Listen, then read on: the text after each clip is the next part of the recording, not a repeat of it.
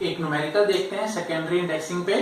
देखो इसमें हम कह रहे हैं file consist of 30,000 unspanned records each of size 100 bytes, block size is 1024 bytes, secondary index is build on field which is unique, मतलब secondary index is build on key value, ठीक है, unique है वो वैल्यू, एंड साइज उसका कितना है 6 bytes का है, ब्लॉक पॉइंटर हमें गिवन है 9 बाइट्स का।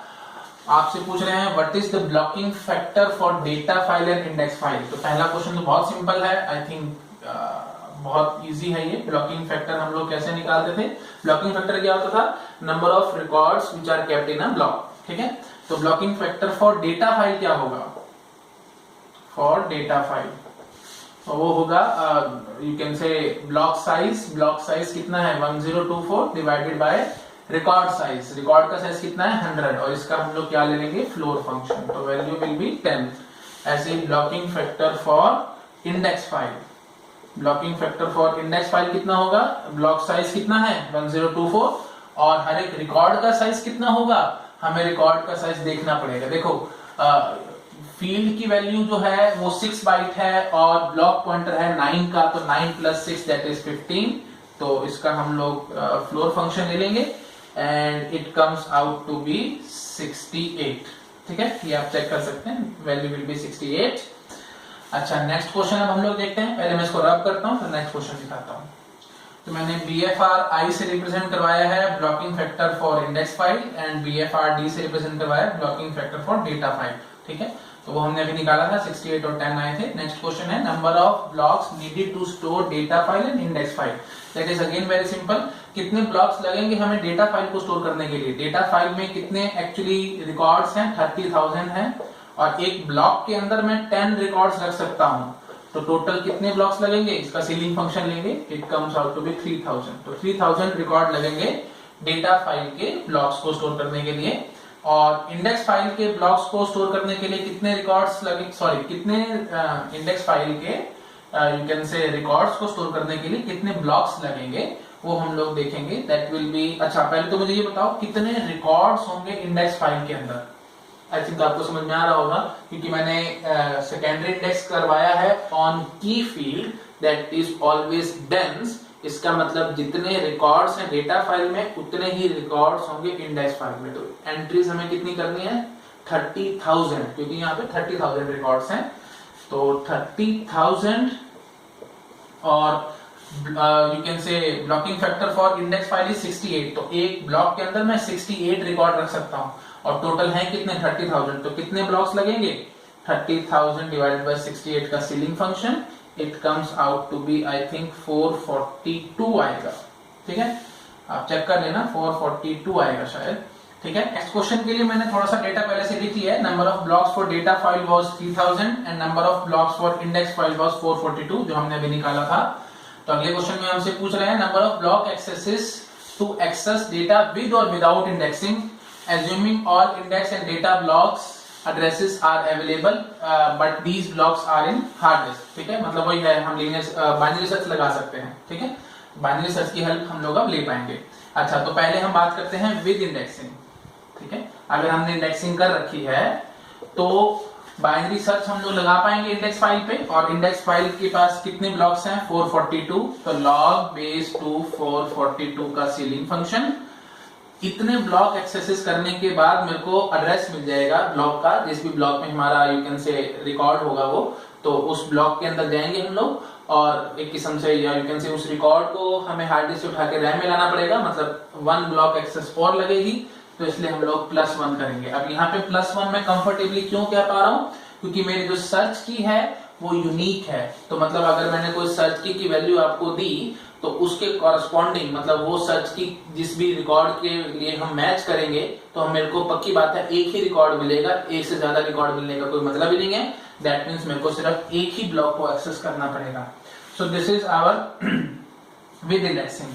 अच्छा विदाउट इंडेक्सिंग अगर मैं चलूंगा, क्योंकि हमें ये चीज पता है विदाउट इंडेक्सिंग में जा रहा हूं और ये नॉन ऑर्डरिंग फील्ड थी, मतलब अगर मैंने इस फील्ड की वैल्यू आपको दी और मुझे रिकॉर्ड चाहिए, क्योंकि नॉन ऑर्डरिंग है तो मैं बाइनरी सर्च नहीं लगा सकता, और बाइनरी सर्च नहीं लगा सकता, इसका मतलब मेरे को ये 3000 रिकॉर्ड्स की सॉरी जो 3000 ब्लॉक्स हैं उनको एक एक करके मुझे एक्सेस करना पड़ेगा। तो वर्स्ट केस में विदाउट इंडेक्सिंग मेरे को 3000 ब्लॉक्स को एक्सेस करना पड़ेगा। और वैसे यहाँ पे आंसर निकालना, यहाँ पे आंसर कितना निकलेगा, log base 2 442 will be 9 plus 1 that means 10 block axes मेरे को करने पड़ेंगे। 9 आएगा ना, देखो 256 will be 8 and 512 will be 9। हाँ तो सीलिंग फंक्शन है, तो 9 plus 1 that is 10। तो मेरे को 10 ब्लॉक एक्सेसेस करने पड़ते हैं, बट विदाउट इंडेक्सिंग मेरे को 3000। देख लो बहुत ज्यादा ड्रास्टिक चेंज है, इसलिए हमें सेकेंडरी इंडेक्सिंग करनी चाहिए और सबसे बड़ा फायदा आपको यही नजर आ रहा है। अच्छा, और ये तो मैंने वर्स्ट केस की बात करी है, अगर आपसे एवरेज केस पूछ लेगा तो आप 1500 बोल सकते हैं, क्योंकि हमें पता है लीनियर सर्च में b/2 हो जाता है। अगर b ब्लॉक्स हैं तो डिवाइड बाय 2 हम लोग कर लेते हैं for average case 1500। But still देख लो 10 और 1500 इसमें भी बहुत ज्यादा डिफरेंस है। तो प्राइमरी इंडेक्सिंग और क्लस्टर इंडेक्सिंग में इतना ज्यादा हमें फर्क महसूस नहीं हुआ था, बट यहाँ पे आपको फर्क नजर आ रहा होगा, कहाँ 10 और कहाँ 3000, कहाँ 10 और कहाँ 1500। ठीक है, तो बहुत ज्यादा डिफरेंस है। यही सबसे बड़ा मेन फायदा है हमें सेकेंडरी इंडेक्सिंग करने का। और अब आपको समझ में आ रहा होगा कि मेरे को किसी भी रिकॉर्ड को छोड़ना नहीं चाहिए। अगर मैंने किसी भी रिकॉर्ड को छोड़ा तो बहुत दिक्कत होगी, क्योंकि फिर हमें वही बात है, सारे ब्लॉक एक्सेस करने पड़ जाएंगे। ठीक है, तो इसलिए ये डेंस रखी जाएगी हमेशा ऑन की, और अगर हम नॉन की पे करेंगे तो फिर वो डेंस भी हो सकती है और स्पार्स भी, बट इनडायरेक्टली एंट्री हमने सबकी करके दिखाई थी आपको। ठीक है, ओके।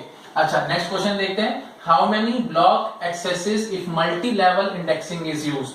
तो मैं पहले एक बार इसको रब कर लेता हूँ, डायग्राम बना लेता हूँ, फिर मैं उसको एक्सप्लेन करता हूँ। तो देखो हमारे पास डेटा फाइल थी, उसके अंदर 3000 ब्लॉक्स थे, और फिर हमारे पास पहला लेवल जो बना हमारे पास you can say index file का, दैट वाज सेकेंडरी इंडेक्स। और सेकेंडरी इंडेक्स के लिए हमने कितने ब्लॉक्स लगाए थे, आई थिंक 442 लगाए थे हम लोगों ने। तो फर्स्ट लेवल हो गया हमारा सेकेंडरी इंडेक्स। अब आगे सेकंड लेवल, थर्ड लेवल, जितने भी हम लोग आगे लेवल्स की बात करेंगे वो सारे मल्टी लेवल की बात होगी।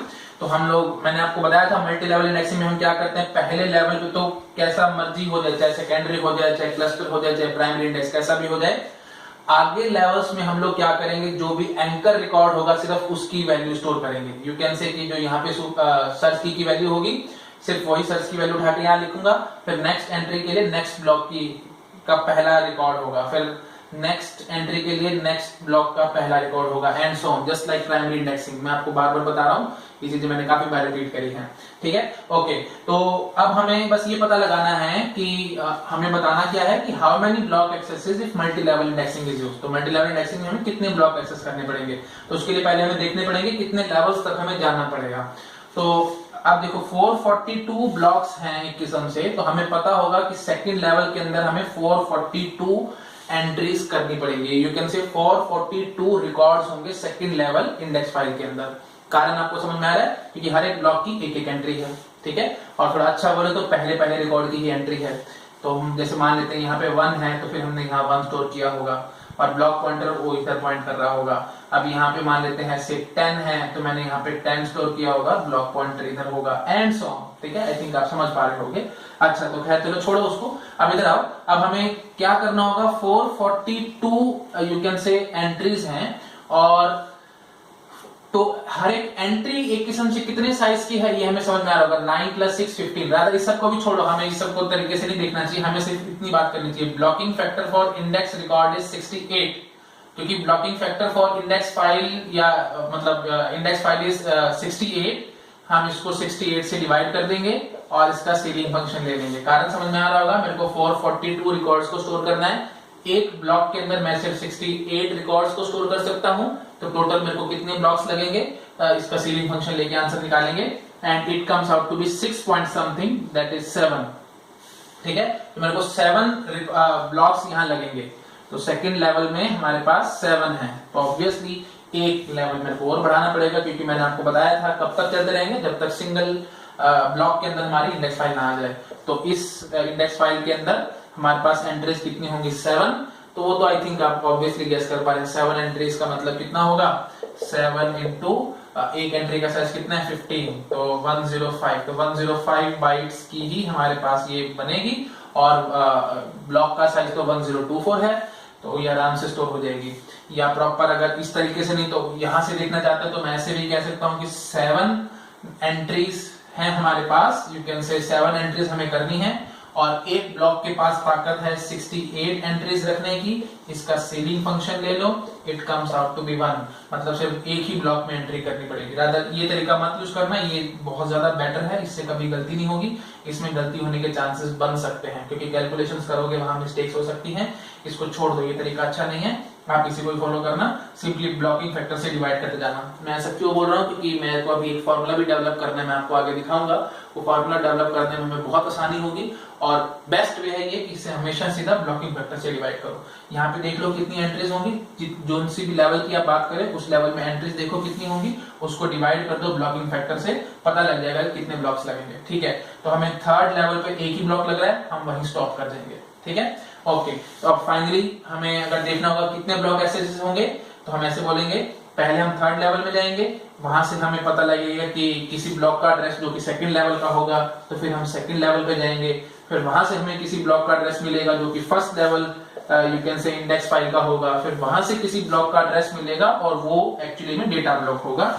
और हमें पता है सिर्फ एक ही रिकॉर्ड हो सकता है क्योंकि ये यूनिक वैल्यू चल रही है, तो हम डेटा ब्लॉक में सिर्फ एक ही एक्सेस यहाँ पे भी करेंगे, मल्टीपल एक्सेस का कोई चक्कर नहीं है।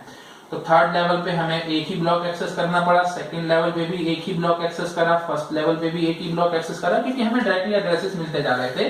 और डेटा यू कैन से डेटा फाइल के अंदर भी मैंने सिर्फ एक ही ब्लॉक को एक्सेस किया है, दैट मींस ओनली 4। और हम इसको जनरली कैसे बताते थे, n लेवल्स है तो n+1, दैट्स इट। तो 3 लेवल बने तो 3+1 that is 4, this is my final answer. तो 4 ब्लॉक एक्सेसेस होंगे, देख रहे हो। अगर ये सब मैं कुछ भी ना करता तो डेटा फाइल में 3000 थे, तो वर्स्ट केस में मेरे को 3000 ब्लॉक एक्सेस करने पड़ सकते थे, बट सीधा 4 पे आ गया। और एवरेज की बात करो तो यहाँ पे 1500 होंगे और ये सीधे 4 हैं, तो कितना फायदा है। ठीक है, that is the main advantage of multi level indexing on secondary index. ठीक है, और अगर नॉर्मल हम सेकेंडरी इंडेक्स की बात करते तो उसमें हमें शायद 10 लगे थे। ठीक है, तो ये चीज माइंड में रखना।